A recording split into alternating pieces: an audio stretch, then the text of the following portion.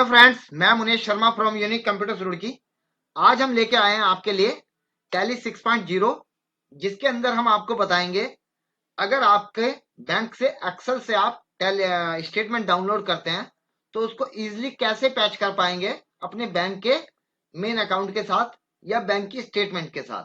कितना इजी है रिकंसाइल करना और किस तरह से आप डाटा एंट्री करेंगे। आपका जो ऑलरेडी स्टेटमेंट में डेटा है उसको सिर्फ एक सिंगल क्लिक में। तो हम स्टार्ट करते हैं अपनी वीडियो। और ये जो भी हम काम करेंगे ये हमारा काम होगा टैली के 6.0 के अंदर। वो रिलीज कौन सा है वो मैं दिखा देता हूं आपको। ये हमारा टैली का नया लोगो आ गया है, टैली प्राइम 6.0। तो इसको आप देखेंगे यहाँ पे हेल्प में जाएंगे, अबाउट में ये रहा है 6.0। अभी आप कोई भी वर्जन चला रहे हो, 2.1 चला रहे हो, 3.0 चला रहे हो, 4.1 चला रहे हो, 4.0 चला रहे हो, 5.0, 5.1, कोई भी वर्जन चला रहे हो, क्योंकि हमारे बहुत सारे ओल्ड वर्जन आए थे जिसके बारे में हमने पहले भी आपको डिटेल में बताया था। ये सब हमारे पुराने वर्जन है, इनको आप लेटेस्ट में अपग्रेड कीजिए। और अगर आपको अपग्रेड कराना हो तो आप हमें कॉल कर सकते हैं। हम लोग टैली का टीएसएस भी अपडेट करते हैं। तो आप हमें अपना टैली का सीरियल नंबर भेजिए और हम आपका टैली का सीरियल नंबर से ही आपको एक पेमेंट लिंक बना के देंगे और उससे आप अपना टैली का टीएसएस अपडेट कर सकते हैं। तो ये आप कोई भी वर्जन यूज कर रहे हो टैली का, टैली प्राइम 1.1 या 5.0, 5.1, तो इसको आप कैसे अपग्रेड करेंगे 6.0 में, ये भी मैं आपको बताऊंगा। तो यहां हम गए, ये एक मेरा पुराना वर्जन है जो कि अभी 2.1 है। तो जैसे ही मैंने ये खोला तो ये देखा कि ये मेरा ओल्ड वर्जन है, इसको मुझे 6.0 में करना है। तो पहला काम तो क्या करना है, आपने यहाँ पे देखना है अपनी टैली सॉफ्टवेयर सर्विस को कि ये आपकी एक्सपायर तो नहीं है। अगर ये एक्सपायर दिखा रहा है तो आपने मेरा नंबर लेना है। मेरा नंबर है 9897038812, या फिर मेरी ये आईडी देख सकते हैं muneshRK@gmail.com। इस पे आपने अपना टैली का सीरियल नंबर मेरे साथ शेयर करना है, या ये जो स्क्रीन आपको दिख रही है ये मुझे व्हाट्सअप कर देनी है, बिल्कुल सेम यहां से लेके यहां तक की लाइसेंस इंफॉर्मेशन। इसके बाद आपने यहां पे जाना है हेल्प में, यहां जाना है अपग्रेड में, और यहां आप देखेंगे कि आपके पास अभी 6.0 नहीं दिखा रहा है, 5.1 दिखा रहा है। तो 6.0 को हम यहां पर कैसे लाएंगे, आपने यहां पे F12 प्रेस करना है और इसको यस कर देना है। तो आप देखेंगे टैली के जितने भी रिलीज आए हैं यहाँ पूरी लिस्ट बन के आ चुकी है कि आपको कौन सा अपग्रेड करना है। आप कोई भी अपग्रेड कर सकते हैं। और लास्ट में यहाँ पे ये दिखा रहा है 6.0। ओके, तो आपने सिंपल इस पे एंटर करना है और अपग्रेड नाउ पे क्लिक करना है और ये आपका अपग्रेड हो जाएगा। कोई दिक्कत आती है तो आप हमें कमेंट कर सकते हैं, हमसे पूछ सकते हैं। ओके, क्योंकि हम हैं टैली के सर्टिफाइड पार्टनर, तो हम लोग आपकी हेल्प के ही लिए बैठे हैं। किसी तरह का टैली में कंपनी बनाने में कोई दिक्कत आती है तो वो भी हम बनवा देते हैं। आपके डेटा में किसी तरह का कोई इशू आता है तो वो भी हम सॉल्व आउट करवाते हैं। तो आप हमें कॉल भी कर सकते हैं और हमें व्हाट्सअप भी कर सकते हैं। तो हम स्टार्ट करते हैं कि हम किस तरह से बैंक स्टेटमेंट डाउनलोड करेंगे और किस तरह से अपने डेटा के साथ इसको पैच करेंगे। तो सबसे पहले मैं अपना बैंक अकाउंट खोल लेता हूं।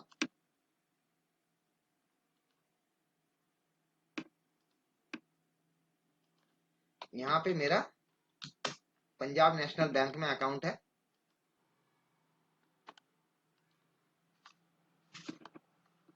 तो ये मेरा बैंक अकाउंट खुल चुका है। यहाँ हम जाएंगे स्टेटमेंट में और यहाँ पर हम अपनी स्टेटमेंट को डाउनलोड कर लेंगे। जिस पीरियड की भी आपको एंटर करनी है उस पीरियड की हम डाउनलोड कर लेंगे।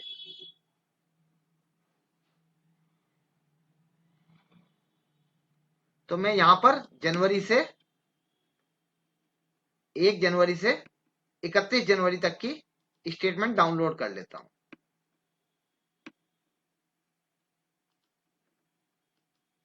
यहाँ सर्च पे क्लिक किया और यहाँ पे मुझे सेलेक्ट करना है एक्सेल फॉर्मेट। ओके, और यहाँ ओके कर देना है। सिंपल ये हमारी डाउनलोड हो जाएगी। जैसी स्टेटमेंट आपकी डाउनलोड होगी आपको वही एज इट इज यूज करनी है, उसके अंदर कोई भी इंप्लीमेंटेशन, कोई भी चेंजेस आपको नहीं करना है।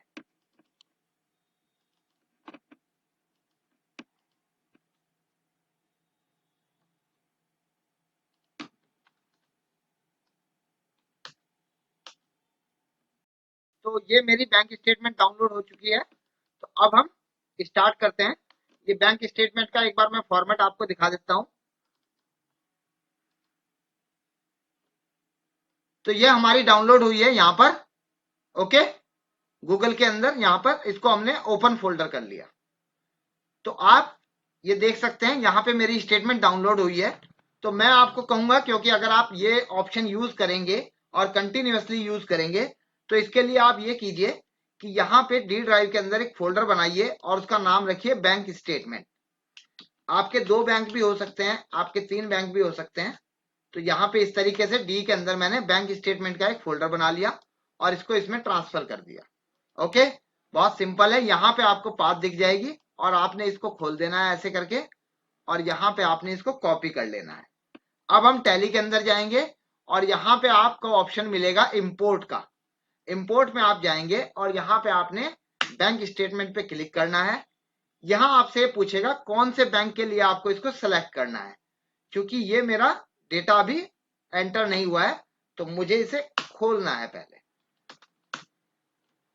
तो जब मैंने ये अपना डेटा खोल लिया है, पुराना डेटा मैं बंद कर देता हूं अपना ऑटोमेटिक लेजर वाला। ओके, तो यहाँ पे हमने इंपोर्ट में जाना है और यहाँ बैंक स्टेटमेंट पे क्लिक करना है।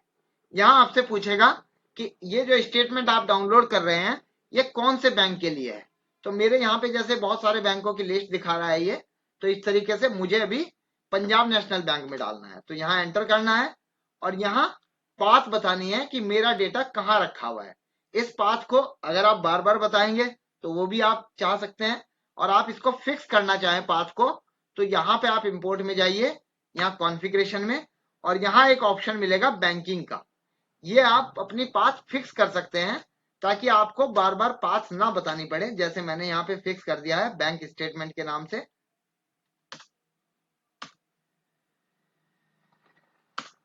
या फिर स्पेसिफाई पाथ पे जाके आप उसको पेस्ट भी कर सकते हैं, जो हमने अभी अभी पाथ ली थी।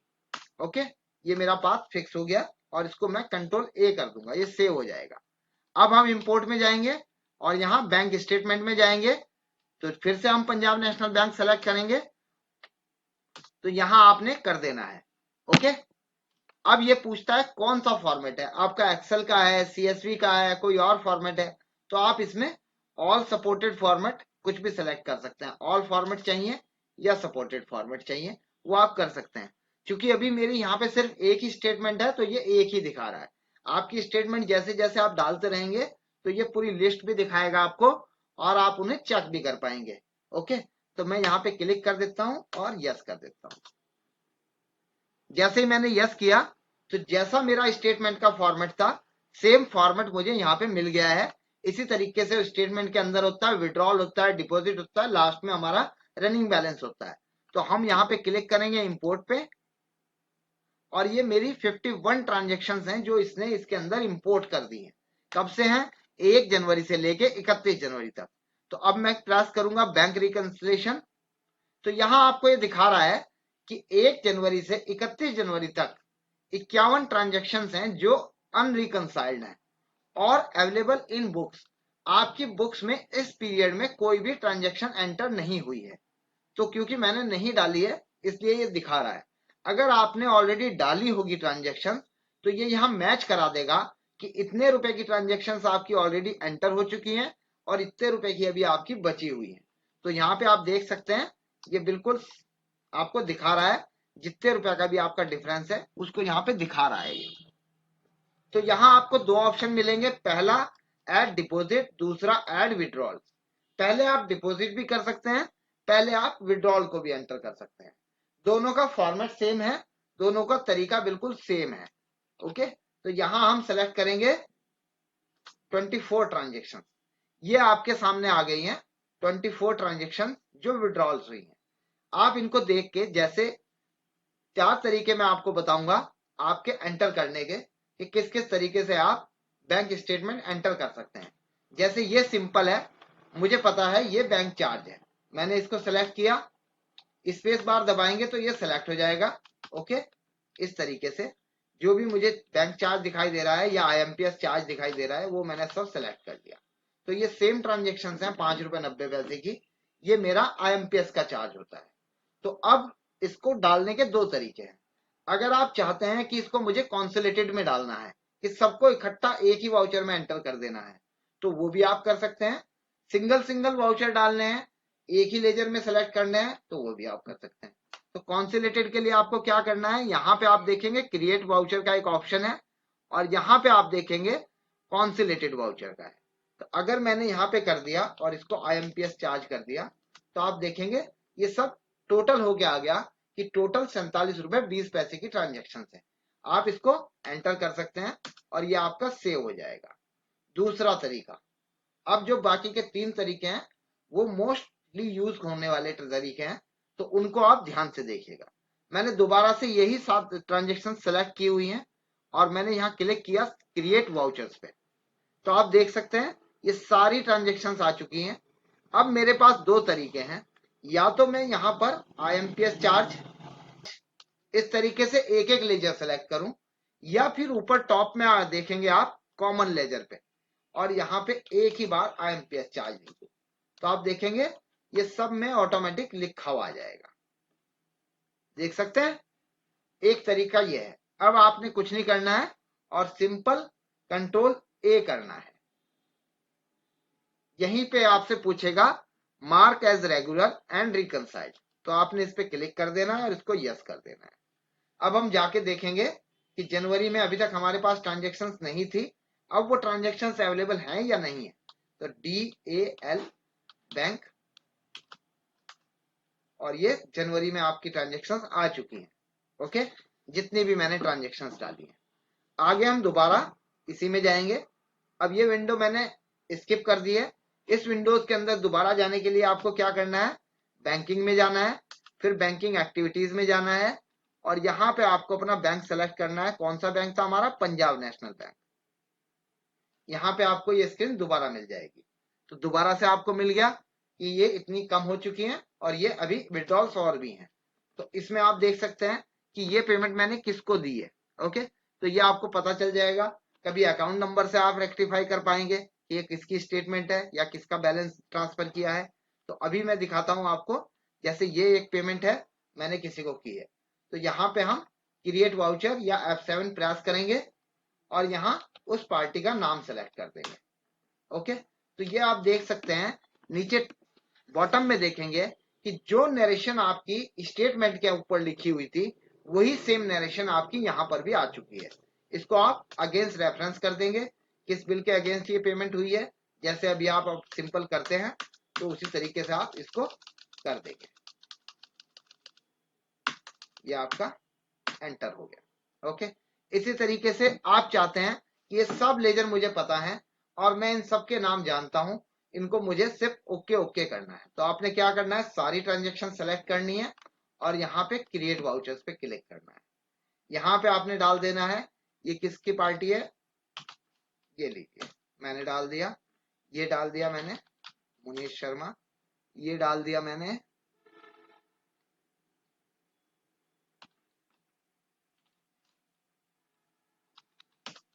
ओके।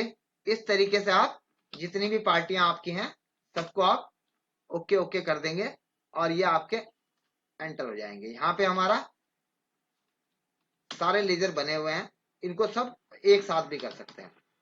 अगर नहीं बने हुए हैं और कोई नया लेजर बनाना है तो क्रिएट ऑल्ट के साथ C प्रेस करना है और आप नया लेजर भी क्रिएट कर पाएंगे। ओके, जैसे मेरे पास अभी कोई नहीं है तो मैं यहाँ पे बना देता हूँ यूट्यूब चेकिंग लेजर। ओके, इसको डेप्टर क्रेडिटर कुछ भी आप बना सकते हैं, जो भी आप चाहें। तो ये देखिए इस तरीके से यहीं इसी स्क्रीन पे भी अगर आप हैं तो यहीं के यहीं भी आप अपने लेजर क्रिएट कर सकते हैं। ओके, तो ये आपने कंट्रोल A कर देना है, ये सारी ट्रांजेक्शन्स ऑटोमेटिक आपके बैंक लेजर में चली जाएंगी। देखिए मैं दिखा देता हूं आपको।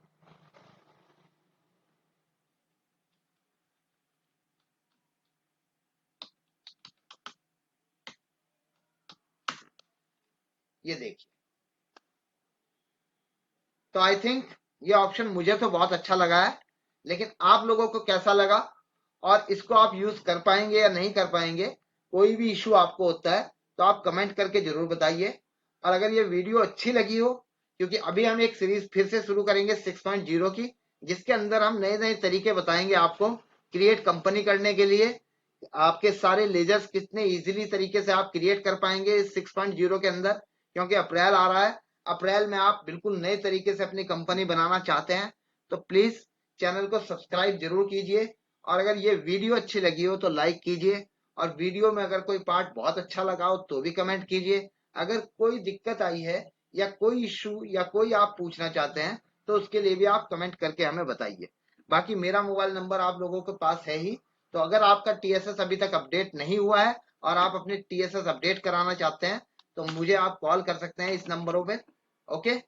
और दूसरी चीज, अगर आपने अभी तक टैली नहीं खरीदी है और टैली के ऑप्शंस आपको बहुत अच्छे लगते हैं और आप टैली परचेज करना चाहते हैं, आपको समझ नहीं आ रहा है टैली कहाँ से खरीदी जाए, तो हम टैली सर्टिफाइड पार्टनर हैं और आप हमसे टैली भी खरीद सकते हैं। और जब आप हमसे टैली खरीदते हैं तो जो एक ट्रेनिंग होती है, इंस्टॉलेशन के साथ साथ हम ट्रेनिंग भी प्रोवाइड कराते हैं, जिसकी कॉस्टिंग हम कम से कम 5000 करते हैं जिसका चार्ज, लेकिन वो हम आपको फ्री ऑफ कॉस्ट देंगे अगर आप हमसे टैली परचेज करते हैं। तो बने रहिए हमारे साथ। Thank you very much.